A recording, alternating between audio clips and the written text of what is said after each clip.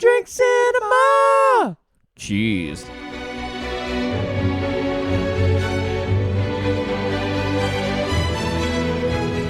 Welcome to another episode of Two Drink Cinema. We are 2 out of 3 brothers reviewing iconic movies 2 drinks at a time. Hello, Brett. Hello, Lee. Should I have said, welcome to Two Drink Cinema? I think we made the same joke last time we reviewed Plan 9 from Outer Space. Well, episodes such as these will affect us in the future. Yeah. So, Reviews such as those in the past will have happened in the past.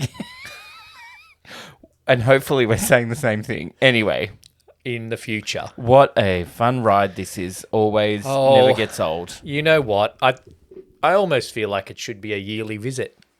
I think it pretty much has been When for we- the last few years. When Either we on have podcast or events- not. Yeah. When we get up to, like I said before we hit record, when our listeners hit double digits, Yeah, and yeah. we can host events, a yearly viewing of Plan 9 from Outer Space. That'll be our marquee event. Yeah.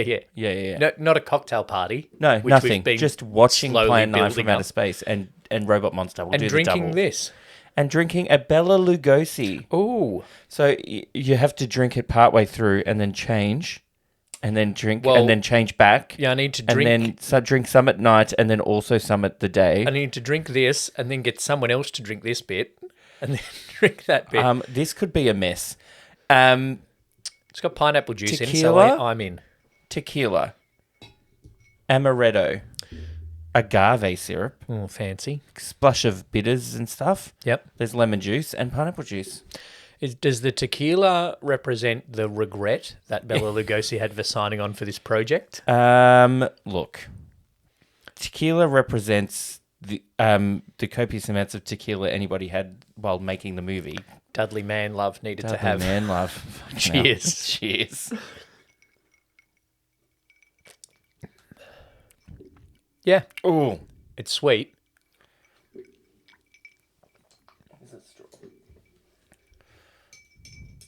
Oh.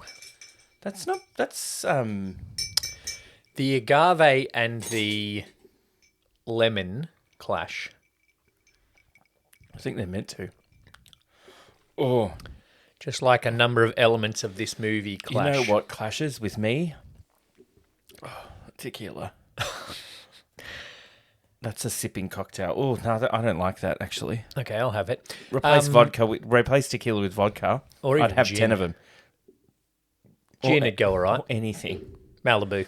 Yeah, actually, yes. Just because it's got pineapple. Yeah. Would you like some taglines from the movie? I'd love some, actually. I was like, what is this going to be? Unspeakable horrors from outer space paralyze the living and resurrect the dead. Oh. Aliens resurrecting the dead. Flying saucers over Hollywood. That was the whole tagline. Isn't that like one of the Headlines? Yeah. on the newspaper? Then, as the screen's greatest shock star, Bela Lugosi is back to haunt the earth in a terrifying revelation of things to come. Can I read that one again? Because I'm not sure it actually makes sense. Yeah, I was going to say. Terrifying things to come of As the screen's greatest shock star, Bela Lugosi is back to haunt the earth in a terrifying revelation of things to come. There's a comma missing. Yeah. Grammarly didn't pick up for whoever put that one on IMDb. Then, one for the video release. Oh, the video. The worst movie of all time is finally available on Yay. video for more laughs than you got from Monty Python. Well, not sure about that. I don't laugh at it anymore. I still laugh at some bits. One thing Which I do we'll get laugh to at is at- the one thing I've probably nominated for worst line. There's one part that I always... There's two parts that I always laugh at that I've nominated for worst line, and one part that I always laugh at that I've nominated for most iconic scene. So Oh, okay. Criswell Predicts is the opening, and that is my T-shirt if you're watching on the YouTube. Fucking love And Criswell. one of my favourite lines, we are all concerned about the future, for that is where we will spend the rest of our lives. Yeah. And then followed by future events such as these will affect us in the future. Yes. Criswell claimed that he never talked until the age of 4. During a thunderstorm, he first spoke, making his first prediction: the rain will stop. Oh, that's good. Well done, Criswell, because I thought it was going to rain forever. From this point on, he was talkative, often placing himself centre stage at any opportunity. But the real story of how Criswell started, he was a real TV psychic, right? He had his own show on TV and radio in the 50s. He started because his family owned vitamin company, Okay. which is one of the things we might laugh at the end of the movie in his was gonna outro. say. He's like, we once laughed at TV and vitamins. Vitamins, the horse's coach, and even television. Yeah. Yeah. So obviously I don't people think anybody ever laughed at television, but I wasn't laughed around. at his vitamins. Vitamins. So he decided to buy some time on a local station rather than just buying ads. And he was like, well, what am I going to fill the rest of the time with? Psychic predictions. Of course. Which then led to him being, then getting on TV and actually being friends with like some Hollywood people. Including Mae West, who Oh, wrote a God. song titled Criswell Predicts. So Did he predict that it would be that this movie would be terrible? I don't think so. My first note is an old person died. My first note is he's Which is so odd. obviously reading the lines. Criswell. Yeah, So Criswell, you yeah. can see his eyes like reading. Yeah, going across. And This- then I wrote, the police arrive in the daytime, but then it's not. This makes Criswell at the start of this makes a little bit more sense than the pre-show thing of Robot Monster. Yeah, but it That also weird 3D comedy thing. But it also doesn't, because at the end say, can you prove this didn't happen? So he's at the start like saying, this is what's going to happen This in the is future, the guys. sworn. No, but he Beware. also says this is the sworn testimony. Yeah, so he says this is the sworn testimony of people that witnessed what happened. And at the start he's like, this could this is happen. going to happen. At the start, this is going to happen, and this story is based on the sworn testimony of something that did already happen. And then at the end, he says this could happen. I Can think you he's- and also can you prove it didn't happen? I feel like he's one of those psychics that's kind of covering his options here. But just says a whole lot of things. says like, So do you some know poor a old man? lady- Yeah, some Yes. poor old lady goes, yes, I do think Oh this my could happen in the God. future. Do the roses of my cheeks now become the plants that I flowered? Anyway. I'm not going to go through. I'm going to go through the story, but I'm not going to go through and pick up all the inconsistencies. Good, because there's too many. If you've watched them, you know them. Suddenly it's day, suddenly it's night. If you haven't listened to our previous review of it or don't know this already, whenever you see Bela Lugosi's character with the cape over his face, Which is a fair bit. that is actually Ed Wood's psychiatrist or physiotherapist. Chiropractor? Chiropractor, thank you. I think. Some not quite medical person. It is not Bela Lugosi's, Ed So, Wood's yeah. chiropractor, Yeah. who, because Bela Lugosi died, was used to film the rest of the scenes. So the scenes where you actually see Bela Lugosi it's all like Bela Lugosi stock footage that had been used in other films.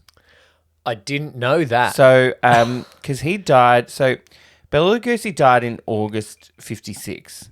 Because Wood had shot silent footage of Lugosi for another unfinished film, which was inserted into Plan 9. Oh, so you know okay. how I think when He you walks see out him of the walk woods. out of the woods about 3 times and, And it's then- clearly the same shot, and but then then goes also walk backwards and then into go the woods. yeah, and then go whoa, lift his cape up, Yep. and then go back. I think that's the footage that they mean. I think that was like him walking out, Ed Wood going, cut, can we do that again? Walking back into the woods, and then Ed Wood using that in Yeah. Plan 9 from Outer Space. Yeah, and I also want to know what movie him coming out of his house and then looking at the sky and then looking at the flowers was going to be used in. Yeah. And also the one of him kind of walking into, but kind of walking out of, but then also into the wife's house. Yeah. Well, that wasn't that chiropractor by then? No, it was the chiropractor in the bedroom. Oh, but that's Bela right. Lugosi was the one that walked into the house. Yeah. So that's something. Tom Mason. The sky to which he had looked was now only a covering for her dead body. The flowers she had planted With her hands. with her hands became the lost roses of her cheeks. That's my favourite line. And then he gets hit by a car. Thomas Robert Mason was an American chiropractor who was best known for appearing in films directed by Ed Wood. Ed Wood was married to one of Mason's former patients. Best known as the stand-in for the deceased Bela Lugosi in Wood's 1957 movie Plan 9 from Outer Space. Oh, okay. Even though he's obviously much taller. Is he best extra then? Because he doesn't have a line, nor does he have a face. So the story of the movie, I think, kind of works. If you take out how badly the movie was made and just look at the story. The storyline is a decent Yes. idea. It's a decent, like Plan 9. It's not a bad plan.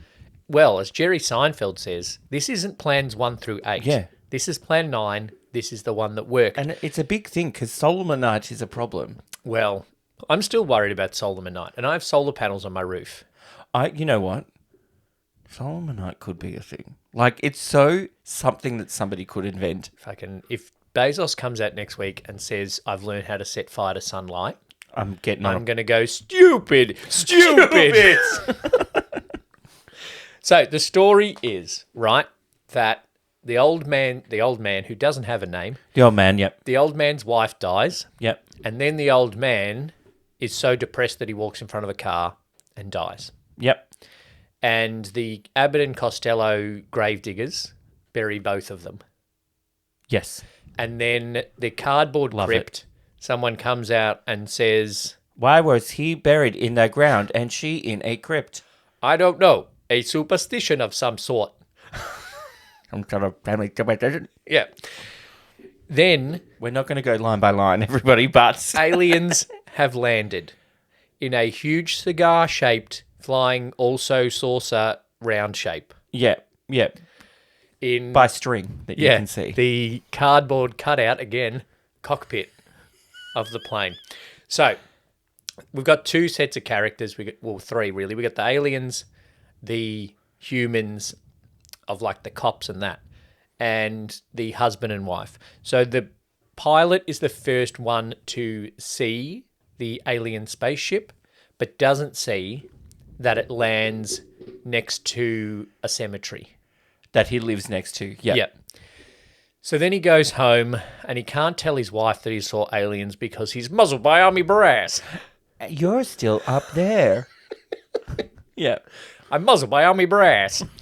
And Jeff Trent. then he sees them again next time he goes up and flies. But what the aliens have come down for is to resurrect the dead. And they manage to do it. Yeah. The old man, his wife, who is not old, but also might be old, but is very skinny. But he's already a vampire. Yep. And then a cop Yep. who you can't understand a word of. I don't know how he makes inspector because he can't give orders. I'm going to go to a flash over a car. I'm a big boy now, Johnny. It's ridiculous. Tor Johnson. Tor Johnson, When you best s- extra. When you see him, you can understand how he got into horror movies. But when you hear him, you can't understand how he got out of silent movies. He should Yeah. be Yeah. the non-speaking, lumbering Frankenstein/Lurch type character. Yeah, he was also a professional wrestler. Yeah. Who was billed as Thor Johnson. Okay. Bloody wrestlers That getting was, into movies. took a lot of thought. So do we have Tor Johnson to thank for The Rock and Yeah. John Cena Yeah. being nude at the Oscars? Yeah. Question marks. We're not going to talk about the Oscars. We'll talk a little bit about that in our 2 out of 3 recommend episode.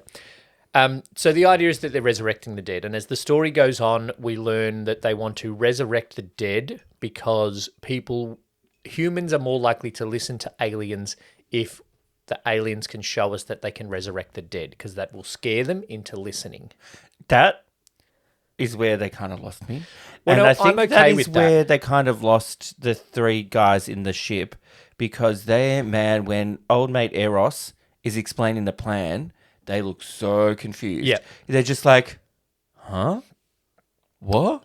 Can I kill you yet? The thing that lost me is that the aliens are really pissed off that their messages have been ignored, but then they acknowledge that aliens haven't invented the dictarobatory yet. Yeah. Like, so why are you so annoyed? That's like me going to Japan and being annoyed that a Japanese person can't understand what I'm saying in English. Yeah. Like, anyway. So that's the point. And then while that's happening, the government and the military are acknowledging that sourcing flyers exist. Yep. All flying saucers exist. And then, well, they have to because they've literally flown over Hollywood Boulevard. Yeah. So the investigation is starting. They ring in the cops because people are dying in the cemetery before they get to the cemetery. And then they find the aliens. We find out at the end, Yep. through Eros's speech, that they have to get humans to listen Or they're going to destroy the universe. because, Cold War allegory, they're going to destroy the universe in an arms race. You stupid humans. Have you ever heard of something so stupid? You blew up the air itself, and now you want to blow up sunlight. Have you ever heard of something so stupid? They also had gasoline in their thing, just for an example. Yeah. If you pour this gasoline over the planet, everything the gasoline touches will explode, which is the whole universe. Yeah. Because you are stupid.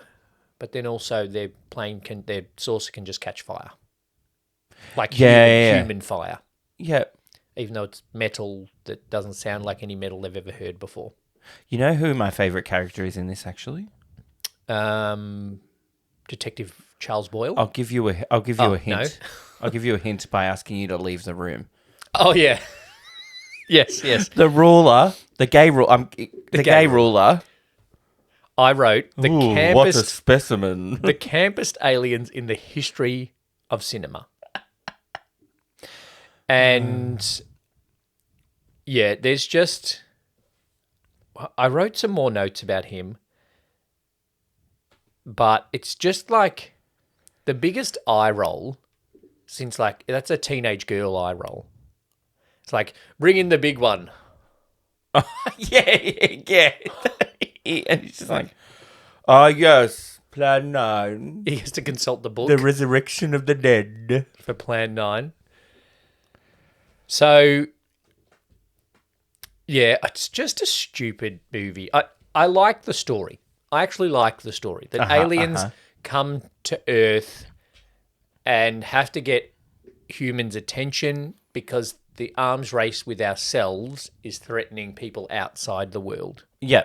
Solomonite, I'm not sure about. Solomonite, look, because it's somewhat recently after the invention of the atomic bomb that will win 7 Oscars, then it's like, then people are like, oh, no, he's right. They did explode the air. They did explode the air. The air So itself. why can't they explode the sun? And then we're all fucked. Yeah. Except I don't know, if you're flat earthers, would it just kind of go over the top of you? Well, because, yeah, you're always in, but if you stand in the shade, are you fine? Yeah, if it's nighttime. Yeah. Then so half the earth will survive. Yeah. So they'd have to pick when they're going to do it. Be like Thanos in Avengers, only half the people go. Sure. They'd probably choose when it's not a day in America because they're Americans. And like typical Americans, whenever they see something, they just shoot at it. Oh, yeah, like with the bang, bang, bang, bang, bang, bang, bang. Okay, the bullets aren't working on Bela Lugosi's chiropractor. Yeah. Like, Yeah. give up. That was too close. One of my favourite bits of some bits of how bad it is. You know the story if you've watched the movie. I've just told you the story. I'm going to tell you some of my favourite bits of how bad it is. Yep. I give one of the flashlights for the patrol car. Right? It's one of my favourite lines. I'm glad that I was going to say I'm glad that he died shortly after, but he didn't have many lines. Is what I mean. The character, okay. Not Tor Johnson. Tor. Although I think he did die shortly after. The huge cigar annoys me. Like that they describe it as cigar-shaped. Yeah. But it is so clearly not. I understand the budgetary constraints of the wife falling down and the carpet that's meant to represent the grass of the graveyard moving. Yeah. I get the budgetary constraints of the pilot allegedly controlling a jet with a piece of cardboard. Yeah. Do you get the budgetary constraints of Tor Johnson's grave being out of scale? It's this big. That is... It's as big as a leaf. That is also one of my favourite things. I also get the budgetary constraints of somehow Bela Lugosi's skeleton is the same size as Tor Johnson's skeleton at the end of the movie.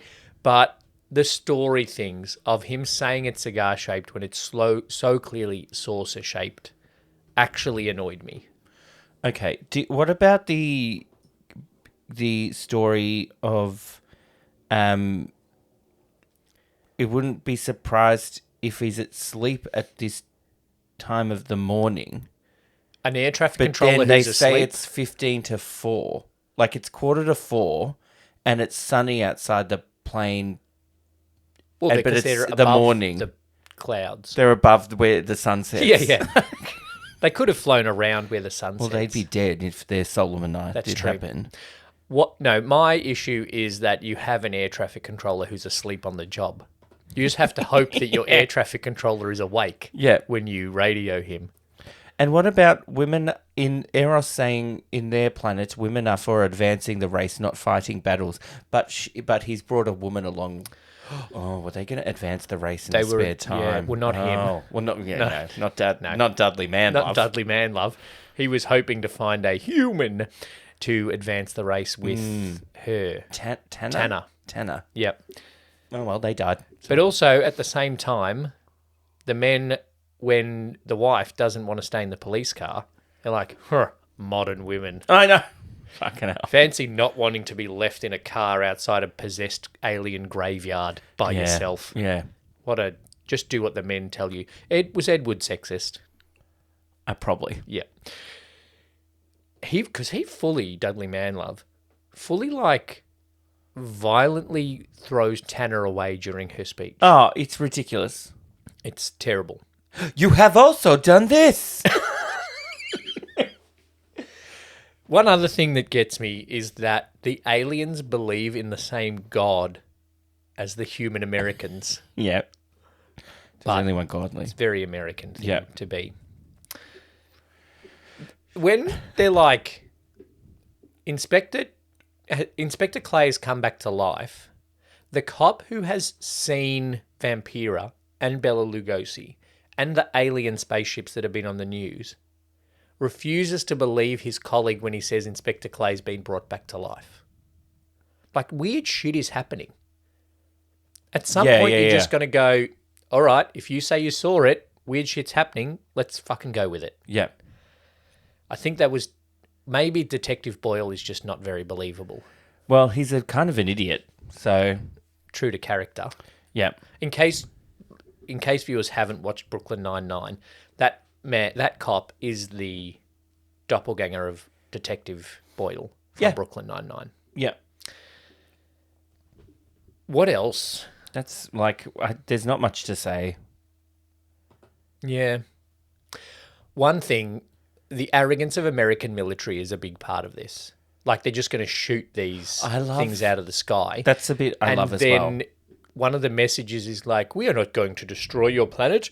We could have destroyed it long ago. And the general is like, yeah, right. Yeah, right. As if you could destroy America. They could. Have you also not blown up each other? You have also done this. That's another bit of my thing. When the military is blowing up or trying to blow up the sources. Yeah. And it's stock footage of tanks. Yeah, and then it cuts to the general guy standing... just in front of a grey wall. Yeah. Just nodding at things. Just with his binoculars. Yeah. Binoculars going... And then some rando coming up being like, we'll go again. And then the sources on the strings with just little flashes of light around them. Yeah. Which is them shooting at the sources. It's... I don't know. It's just silly. It's great. But the story, it's weird. The story's good. Could you remake it? Maybe. Give it to Jordan. But you'd have to give be- it to Jordan Peele. You'd have to be taking the piss. Yeah, yeah. Like, you're not making a serious movie. You know who? Give it to James Wan because he'll make it bad accidentally. But he'll still spend millions of dollars on it. Yeah. I saw a meme the other day. I'm not a fan of James Wan. I'm a fan of Saw 1 and Saw 2. I'm not a fan of James Wan. What about James 2? Hola, Juan. Hola, Esteban. The budget was $60,000. We could make a movie for $60,000 Yeah. I With could our make a better iPhones. movie for Yeah, true. $60,000. on our iPhones. And hopefully none of our main cast die. No. I saw a meme the other day. I just want to go back to talking about James Wan. Okay. In a Saw sequel, I think Saw 7, they have flashbacks to when Jigsaw was young, Yeah. but didn't do any CG, no makeup. They just put him in young person's clothes and turned his hat backwards. Oh. And they were like, yes, this is young Jigsaw. But it's the same actor. Same guy. Fuck, that's terrible. Yeah. That's very just like TV show. That's sitcom. Yeah. Sitcoms don't try to... They just put a young hairstyle on David Schwimmer and go, yes, this is him in college. Yeah. They just make Monica fat and go, this is when she was young. Yeah, yeah. Anyway. Should I talk about the cultural impact? Is our friend that is, Matt, a huge fan of Taylor Swift? If he's also a huge fan of Friends, He's going to stop listening. I'm surprised he's still our friend. Um, That's it. The story for me, the one story thing that it does well is it hints early on that aliens have come here not to attack, but to protect and help. yeah. And that does pay off. Yeah. It ticks the sci-fi boxes. Aliens and space was a huge thing in the 50s as the space race was heating up, and that arms race, Cold War, post-World War II kind of thing. Yeah. So it ticks all of that boxes. In terms of genre stuff, it has alien invasion and normal people have to step up. It's not the big military. It's just a cop and a pilot Yeah, it's a cop and a pilot and a military. and one military guy. They're like, this is where all the aliens are going. We're going to send one colonel there Yeah. and see what happens. I think the thing in the 50s was that people wanted to have the confidence that they could beat aliens if aliens came. And so that's why it's always ordinary people Yeah. fighting the aliens. And it was still kind of that thing of it being real. And I think that's why Criswell's at the start. Like War of the Worlds was presented as this is like a news bulletin real thing. Yeah.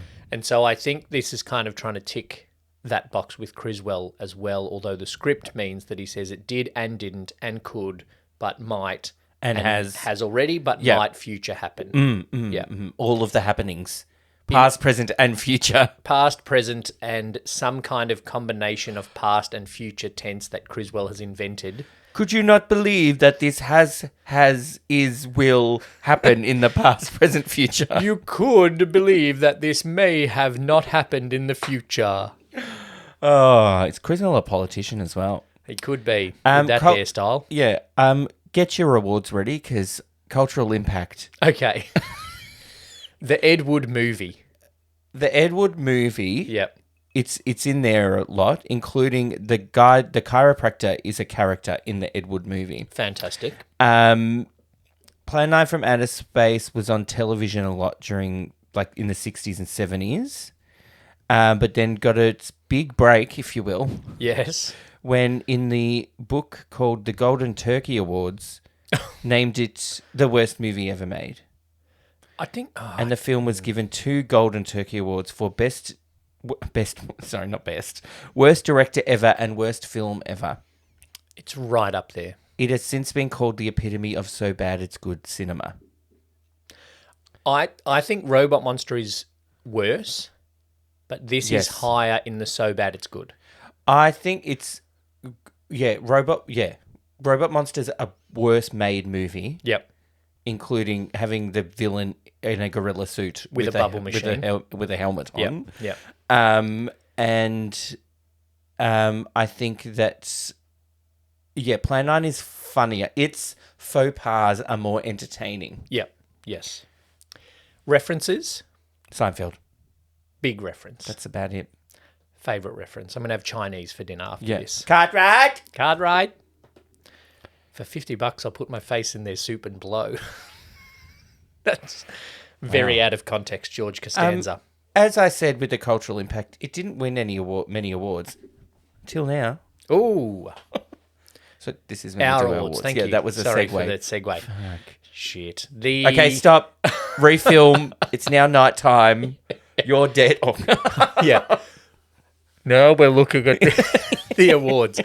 The Andy Millman Worst Extra Award. Okay, I have to say, when we have things called worst and best with this movie, it was hard. hard to tell which was worst. But, so there's one extra that I didn't know whether to put her in worst or best. Okay. And it is the woman who was like, so sad. Why was he buried in the ground and her in a crypt? Terrible acting, right? First his wife, then he.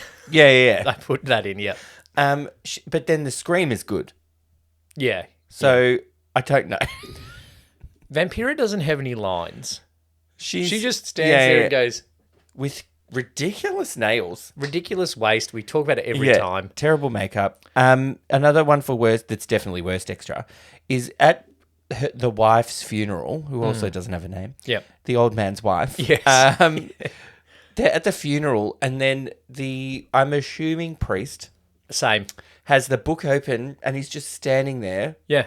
And then Bela Lugosi is attempting to act, and then he closes the book. Yeah. He doesn't say anything. His mouth doesn't move the whole time. That's what I wrote. Is it meant to be a priest at the funeral with a book, but he's just not saying anything? He's just there with the book. That's it. Book closes. Yeah. Book Not closes. even- Funeral done. See you later. But you don't have to write any lines for that. Everybody can mime ashes to ashes, dust to dust, and then close a book and walk off. Yeah. I'm giving it to him. That's all I had, really. I had one other one. Okay.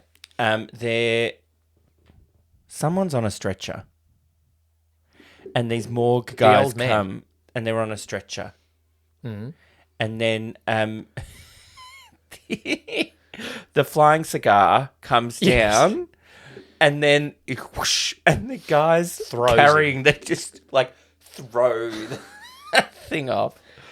The blast of not hot but not cold, Yeah. but also a great force. Yeah, great force threw us to the ground. Yes. But they went up. The great force was the two paramedics. They went, whoa! But I'm happy to give it to the man at the funeral. I just loved that bit as well. It's got to be the priest because he just stands there while Criswell does some narration. That's the Andy Millman Worst Extra Award.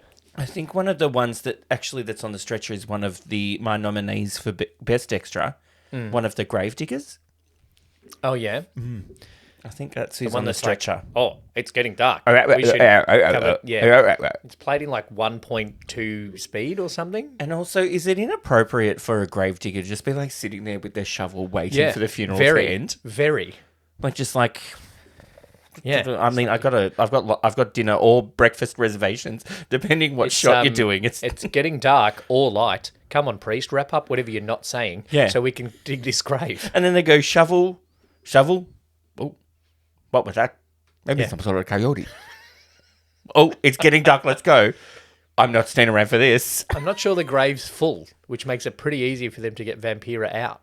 Yeah. Best extra. The family that points out of their car window when they see the saucers over Hollywood Boulevard. Because they're all just like...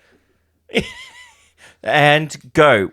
Point up there. Well, at least they're all pointing in the same direction. That's true. I also said in that montage, there's a guy who comes out of a building or something in a suit with a bottle of wine and then like looks up and goes, oh, then looks at the wine and then puts down his wine and walks and off. then leaves. Yeah. Reformed alcoholic. Yeah, he goes, oh. So the aliens are helping humanity. There you go. That's all I had. Yeah. Same. So I think it's the family. Yeah, because we'll do the again, family. we both nominated. It's very hard in a movie this bad, but also the budget probably didn't include many extras. Yeah. What about the that's true. rando that comes to talk to the colonel? Who doesn't do anything? Yeah, he doesn't. He's shit. Or- He's just bad. He's not bad. Or is the chiropractor the best extra? Well, that's true. But He's not credited. He becomes a fairly major role, though. Yeah. But he has no lines. And he's not credited. Nah, we can't give it to him. Without him, he's not an extra. not a He's movie. the most important character. Okay. I have 5 nominations for best line. Well, worst line.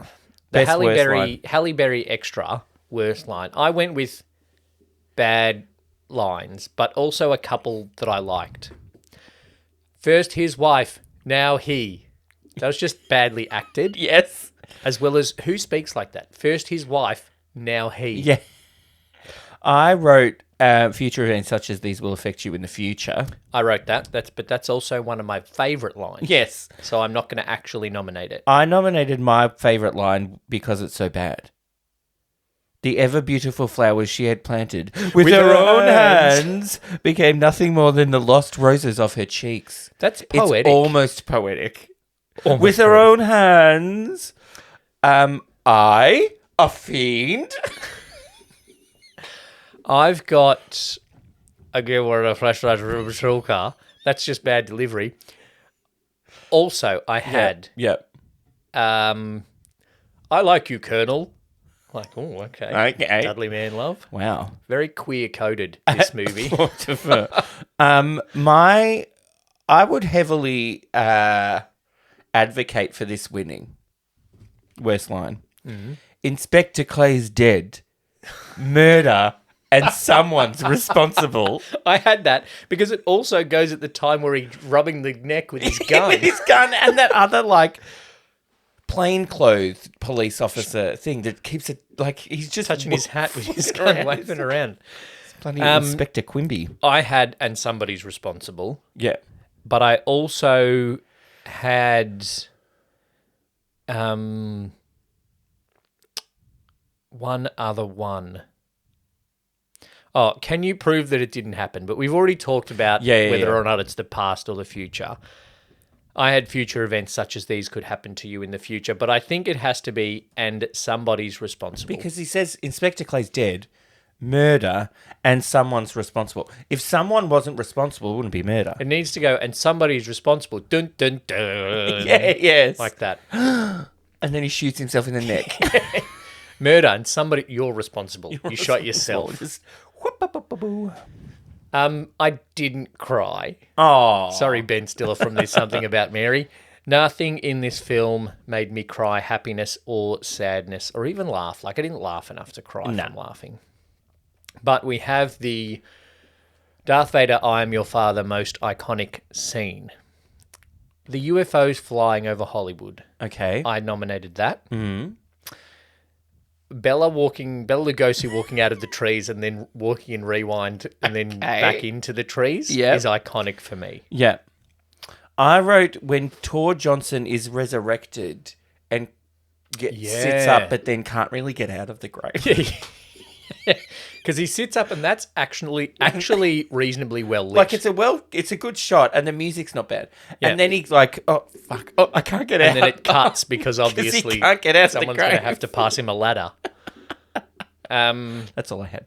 I also had Vampira. And maybe her just standing there. Vampira walking out in the... Walking out with her arms running one up here, one down here. Running into a tree. Is it an iconic scene when we see the same shot of the wife running through the graveyard and tripping 3 times? Are we iconic in terms of repetition? No, iconic. It's quality, not quantity. That whole scene where the grave goes from being literally this big to having Tor Johnson not be able to get out of it. Yeah. That whole scene. Yeah, that's it. Tor Johnson's grave scene. And what changes would you make if you were making it? I wouldn't. We don't have time. Wouldn't. Okay. This week on Two Drink Cinema, we're reviewing Plan 9 from Outer Space. Uh-huh. It is generally regarded as one of the worst films of all time, but we are not going to do the top 5 worst films of all time because we did that for Robot Monster. So I'm drawing a very long and tenuous bow. Because the only reason we've heard of this movie is because of Seinfeld. Yes. So, we are ranking the top 5 fictional movies from the show Seinfeld. Oh, God.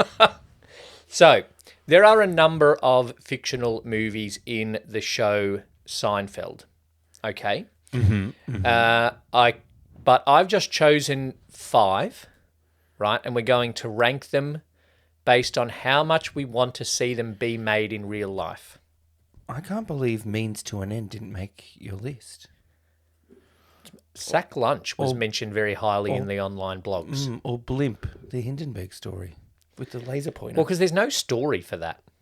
It's about the Hindenburg. Okay. Anyway. Do you want to add Blimp then? Nah. Okay. That's gonna hurt. Yeah. The ones I've chosen are Rochelle, a young girl's strange erotic journey from Milan to Minsk. Rochelle. It's a film referenced, this is from Seinfeld.fandom.com, a film referenced many times during the series. It is most likely based on the 1974 erotic film Emmanuel. Like other films referenced by the show, it is never shown, but characters are portrayed watching it. The theatrical trailer indicates it is an erotic romance about life, love, and becoming a woman, and says the Village Voice called the film a masterpiece. Susan Ross notes that it contains a lot of nudity. George goes to see Rochelle instead of Checkmate. Jerry and Elaine, they end up in the same theatre but don't realise, and then they hear of each other. The movie is mentioned again in The Smelly Car when George tries to hide from Susan the fact that he rented the movie, embarrassed to let her know that he watches movies for the nudity, although he asserts that it's not frontal but sidal nudity. Yes. And then Rochelle is adapted into a Broadway musical starring Bette Midler, who appears in the episode as herself and sings the title song, Well, You've Made a Long Journey from Milan to Minsk, Rochelle. And it's referenced again in Curb Your Enthusiasm. Oh, really? So Rochelle is there. Prognosis negative. Negative. It is a film that they're going to try and see. It has its roots in an actual screenplay that Larry David wrote in the 80s. Oh, right. It was never produced. The real-life screenplay is a comedy about a man who receives a negative result on a medical test, which he mistakenly believes to be bad. Oh, okay. Thinking negative is a bad thing. Oh, because not positive. Doesn't that happen in the show? Somebody gets negative. Oh, am I thinking of another show? No, it's a joke in a Scared Weird Little Guys song that Dean and I reference all the time. No, I think it's in another sitcom or show where he thinks gets it's a negative and negative, negative is bad. is bad. Oh, no, the white discoloration on George's lip. Yeah. He says negative and then breaks down Yeah. and realizes negative is bad. So obviously that's a Larry David joke. Yeah. But in Seinfeld, the movie Prognosis Negative is meant to be a thriller. In the episode The Dog, Elaine wants to go and see it with Jerry and thus refuses to see it with George when Jerry cannot go. Oh, yes. Because George and Elaine don't want to hang out. Jerry sees it with George while Elaine watches The Dog. Is that the one she watches in the front row? Yeah, and then in the episode Junior Mint, it's referenced as well. Great. Okay, Channel is a film mentioned in the episode The Pool Guy. Elaine and Jerry go to see the film with Susan, with whom they are spending a lot of time, much to George's chagrin. From what little is heard of the movie's content, the plot appears to involve an explosion in the Channel Tunnel, which causes its evacuation. Oh, okay. Yeah. It's about the president's daughter being trapped in the Channel between England and France. Oh, okay. An exchange between a fictional president of the United States and a presidential advisor can be heard. Mr. President, your daughter is in the Channel. The tagline of the film was Channel, 32 miles of hell. Right. And they used clips from the American president when they were showing the movie in the show. Oh, okay. Checkmate is a movie ostensibly about chess and intrigue. Larry David and Jerry Seinfeld voice roles in the film. Larry David says, I didn't know you enjoyed chess, Your Majesty. The king says, why wouldn't I? Because the king is always in jeopardy. The king says, yes, but it's only a game. And then Larry David says, yes, of course, only a game. Ooh. That's a scene from the movie, apparently. And the last one, Ponce de Leon. Oh, of course. Ponce de Leon. Elaine and George see this film together in The Dog instead of Prognosis Negative. George liked it, but Elaine hated it. The film concerns the Spanish conquistador Juan Ponce de Leon and his mythical search for the Fountain of Youth. This one scene that especially got to George is when Ponce de Leon and his crew splash around in a supposed Fountain of Youth, only to realise when he looks in a mirror that it did not have mystical powers. And Elaine takes the piss out of George because George cried in the movie. Ah. I'm with you, George. I'm with you. Okay, that is 5 fictional movies from Seinfeld. Uh-huh. Which would you least like to see made in a real one? Or do you want to do your top 5? I would say the one I would least want to get made is Checkmate. Okay. That's not my lowest for me. All right. My lowest is Channel. I think then I would put Channel. So Channel sounds like it's so bad it might be good. My thing? James Wan might make No. Channel. If they made Channel, it would star Jason Statham. Yeah, That's as why the president. That's why I don't want to No. see it. Now, he'd be Yeah. the guy that has to go in and save the president's He's just daughter. the normal guy Yeah. that has to Yeah. go and save the day. The president's daughter is played by Aubrey Plaza. Well, then I'd probably watch it. I think we're going to have very different top 5s here. I should have written these notes before. Okay, so, So, yeah. all right, my number 5 is Channel. Yeah. My number 4 is Rochelle. Really? I don't need to see a woman's strange erotic journey from Milan to Minsk. Okay. Can I actually disclaimer I want to see all of them. Well, yeah. I want to see all of these made, Okay. including Blimp and Sack Lunch. Yeah. My number 3 would be Prognosis Negative. Oh, really? Yeah. Okay. My number 3 is Ponce de Leon. My number 2 would be Ponce de Leon. Yeah. Like, come on. That's Oscar bait. Ponce de Leon is Oscar bait. So is Rochelle. Yeah, okay. Especially if then... Okay, so Emma Stone. This is what happens, Rochelle, right? Yep. It's the original film they make starring Jennifer Lawrence, Okay, right? yes. Then it goes onto stage. Yep. And then whoever stars in it. I can't Yes. think of anyone off the top of my head. Then it gets remade into a movie, a la Colour Purple. And then Emma Stone is in that, and she wins her 3rd Oscar. For Rochelle, the musical. side boob. Side boob. All right. My number 2 is Checkmate. Right. Political intrigue. You know, coming off the back of Anya Taylor-Joy's The Queen's Gambit. Oh, yeah. Checkmate. We're Checkmate, yeah. Come on. It's the King's Speech meets Queen's Gambit. Exactly. Oscar bait as well. It's Yeah, all... they're all Oscar bait. Your number 1.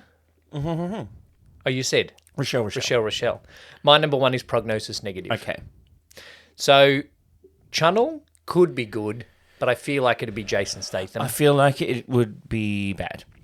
Rochelle, you're right. If it was done well... If it's done like it is in the show, as in like movie, stage show, Yeah. and then they would make a movie of the stage show. Of a musical... Yeah. Yeah, okay. Yeah. All right. Ponce de Leon, yes. Oscar bait. They'd have bloody... What's his name? The Mandalorian. Oh, Play Pedro Ponce de Pascal. Leon. Pedro Pascal would play Ponce Or de Leon. Oscar Isaac. Yeah, they're interchangeable. Yeah. Or who needs an Oscar? Oscar Isaac. That's true. He is an Oscar. Well, yeah, okay. Checkmate, Prognosis Negative. That's my top 5. Yeah, cool. It's the longest bow Prognosis Negative. of a top 5 that we've ever drawn. Yeah. But we've already done our top 5 worst movies.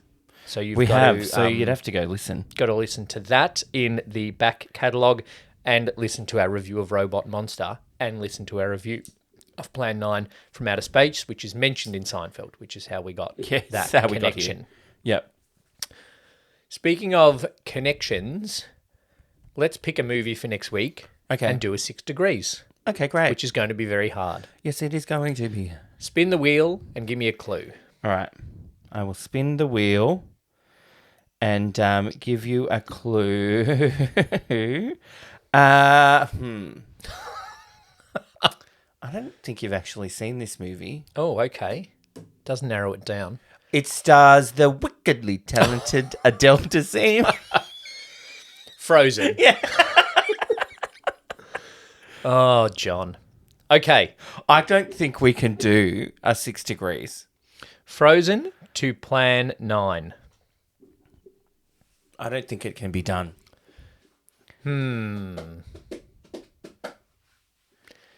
Is there some, if we can get to like a Lord of the Rings person, that gets us to Christopher Lee, which gets us back to the era of Bela Lugosi at least. Yeah. So Kristen Bell, Idina Menzel, who else is in it? Josh Gad? Josh Gad, Jonathan Groff. Jonathan Groff. Well, was Christopher Lee ever in an episode of Glee? No. No. No. Oh, okay. Just Missed Idina out on that Menzel one. was. And Jonathan Groff. And Jonathan Groff was. That's where I was going with that. Christopher Lee, Josh Gad. See, I don't know. Yeah, Christopher I Lee. actually don't think it can be done. Are we going to cheat on this one? Or can we get to like the Ed Wood movie with Johnny Depp? Well, I suppose you could. Kristen Bell to Johnny Depp? What's she in? Forgetting Sarah Marshall. Burlesque. Yep. She's Gossip Girl. She is Gossip Girl. Spoiler alert. She's also in, what's that sitcom that I really like? The Good Place. Oh, The Good Place. That's it. That's it. Ted Danson. Johnny Depp. Oh, Johnny Depp had a cameo in 22 Jump Street, which had Jonah Hill, which gets you to Seth Rogen, which gets you to Kristen Bell through Forgetting Sarah Marshall. Not Seth Rogen, but Seth Rogen? No, Jonah Hill is in Forgetting Sarah Marshall. Jonah Hill's in 22 Jump Street. Yeah. So Yeah. you go Johnny Depp, Jonah Hill, Kristen Bell. Okay. Okay? You don't want to go... Kristen Bell was in The People We Hate at the Wedding with Leslie Ewan, who was in Bird on a Wire with Jeff Corey, who was in Frankenstein Meets the Wolfman with Bela Lugosi. No, because that's 4 steps. Mine's only 3. True. That gets us to Johnny Depp. Yeah. All right. Which Johnny Depp gets us to Ed Wood's chiropractor, which gets us to Ed Wood. Yeah. Okay. Okay, great. Well done. If you can do better than that. I mean, if you can do it at all, because that doesn't really count. Yeah. If you can do it at all, we'll send you a stubby holder. Frozen next week. Frozen. Let it go. Very let switch. It go. Big switch. Yeah, very different. I can't believe you haven't seen it. Yeah, I don't know why I haven't seen it. I don't have children. It's because you did that thing that you do when it's like, oh, some people say I have to watch it, so I'm not going to watch it. No, Why that you not wasn't the watch case Game for of this Thrones? one. I just, didn't get to it. You didn't have the time in the last 12 years. Yeah. Anyway, that's it. Thanks for listening to another episode of Two Drink Cinema. Can you prove that this episode didn't happen? Thanks, Brett. Thanks, Lee. Cheers. Thanks for listening to Two Drink Cinema. We would like to acknowledge the traditional owners of the land on which this podcast was produced and pay our respects to elders past and present. If you'd like to support the podcast, either leave the tip or become a member for early access to these episodes by using the link in the show notes. Join the Facebook group for more chat about the movies we review, and make sure you follow us on the socials to keep up to date. Hit the subscribe button and leave us a review on your podcast app. Happy viewing and drink responsibly.